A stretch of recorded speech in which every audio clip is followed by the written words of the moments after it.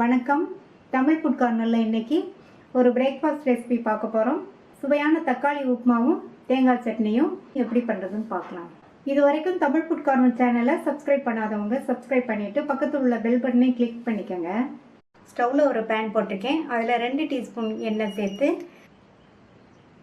எண்ணெய் சூடானதும் அதில் 2 டேபிள் ஸ்பூன் வறுக்காத வேர்க்கடலையை சேர்த்து இதை ஒரு 2 நிமிஷத்துக்கு வறுத்துக்கலாம். வேர்க்கடலையை வறுக்கும் போது நிதானமான தீயில வச்சு வறுத்துக்கணும். இப்போ 2 நிமிஷம் வறுத்தாச்சு. அடுத்து இதில் 10-12 முந்திரியை சேர்த்து வறுத்துக்கலாம். நான் வறுக்காத வேர்க்கடலைங்கிறதுனால ஃபஸ்ட்டு கொஞ்சம் நேரம் வேர்க்கடலையை வறுத்துட்டு அதுக்கப்புறமா முந்திரி பருப்பை சேர்த்தேன். வறுத்த வேர்க்கடலைனா நீங்கள் முந்திரி பருப்பு வேர்க்கடலை ரெண்டையுமே ஒன்றா சேர்த்துக்கங்க. முந்திரி பருப்பு ஆப்ஷனல் தான், நீங்கள் விருப்பப்பட்டால் சேர்த்துக்கங்க, இல்லைன்னா விட்டுறலாம். இப்போ முந்திரி சேர்த்து 2 நிமிஷத்துக்கு வறுத்தாச்சு. அடுத்து இது கூடவே இந்த கப்பில் 1 கப் ரவை எடுத்திருக்கேன். இது 200 கிராம் இருக்கும். இதை சேர்த்து இந்த ரவையையும் நிதானமான தீயில வச்சு மறுபடியும் ஒரு 2-3 நிமிஷத்துக்கு வறுத்துக்கணும்.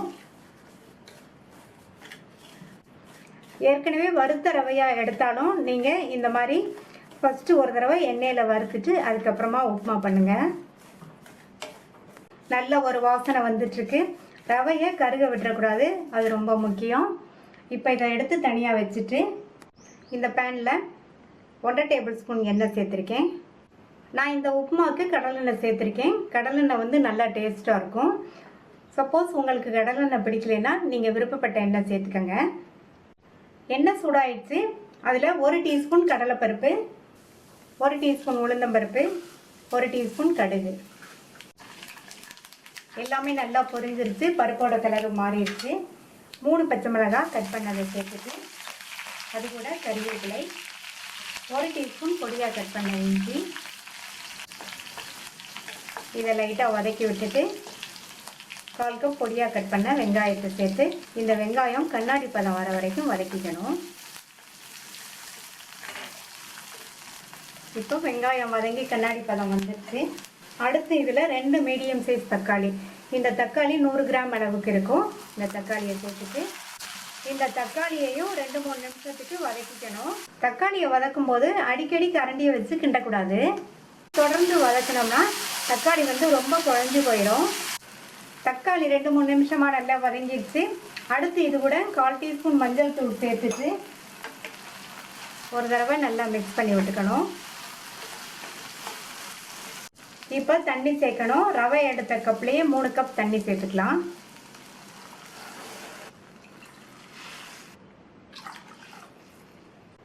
அடுத்து இந்த உப்புமாவுக்கு தேவையான அளவு உப்பு சேர்த்து ஒரு தடவை கலந்து விட்டுறணும். இந்த தண்ணி நல்லா கொதித்து வரட்டும். தண்ணி நல்லா கொதிக்குது. ரவையை கொஞ்சம் கொஞ்சமாக சேர்த்து கிளறிக்கணும். மொத்தமாக சேர்த்தோம்னா கட்டி பட்டுரும்.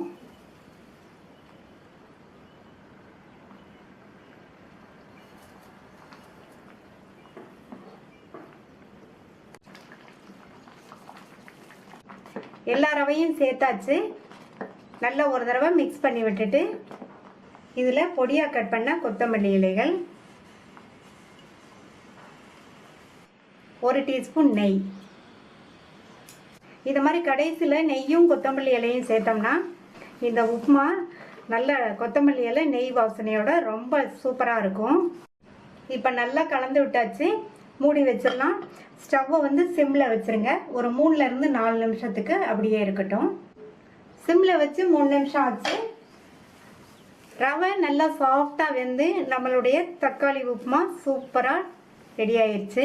ஸ்டவ்வை ஆஃப் பண்ணிவிட்டு அடுத்து நம்மளுடைய சட்னியை ரெடி பண்ணிடலாம். நம்ம தேங்காய் சட்னி அரைக்க போகிறோம். இந்த மிக்ஸி ஜாரில் 1/2 கப் தேங்காய் துண்டுகள், 3 டேபிள் ஸ்பூன் பொட்டுக்கடலை, 2 பச்சை மிளகாய், ஒரு சின்ன பீஸ் இஞ்சி, இதுக்கு தேவையான அளவு உப்பு.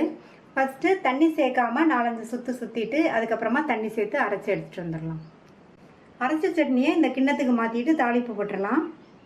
தாளிப்பு போடுறதுக்கு 2 டீஸ்பூன் எண்ணெய் விட்டு 1/2 டீஸ்பூன் கடுகு, 1/2 டீஸ்பூன் உளுந்து, கறிவேப்பிலை, காஞ்ச மிளகாய் போட்டு தாளிச்சிருக்கேன்.